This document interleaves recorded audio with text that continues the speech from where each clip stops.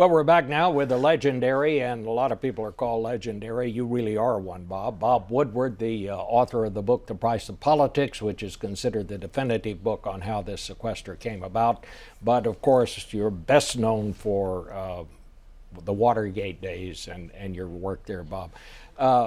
You've been in a scrap or two with various White Houses over the years, starting with the Nixon White House. But you took note when White House official Gene Sperling, it turned out to be, told you would, what did he say, you would regret right, staking out this position. And you took that as sort of a veiled threat. What happened, two very good reporters from Politico came to me and they'd written a very thoughtful piece about bullying from the White House of other reporters and people, and kind of a message management that they thought was extreme.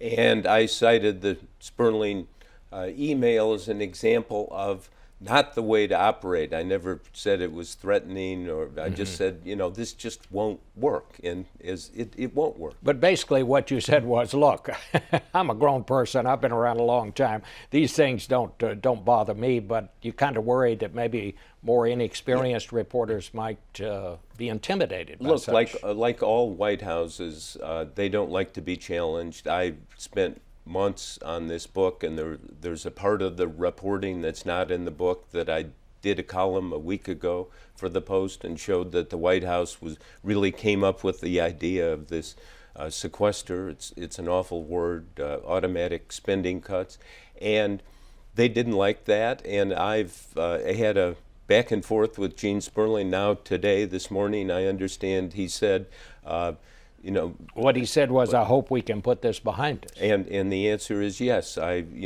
He's a peacemaker. I am in the business of listening, and I'm going to invite him over to my house if he'll come, and hopefully he'll bring others from the White House, or maybe the president himself, and we can, this is, talking really works.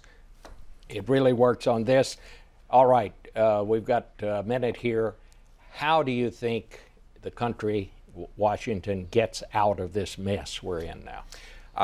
I think what's sad is that there is this bunker mentality in the White House and within the Republican Party, and something surfaces and people jump on it and say, oh, this is good for Obama, so we're going to embrace it. This is bad for Obama, we're going to denounce it.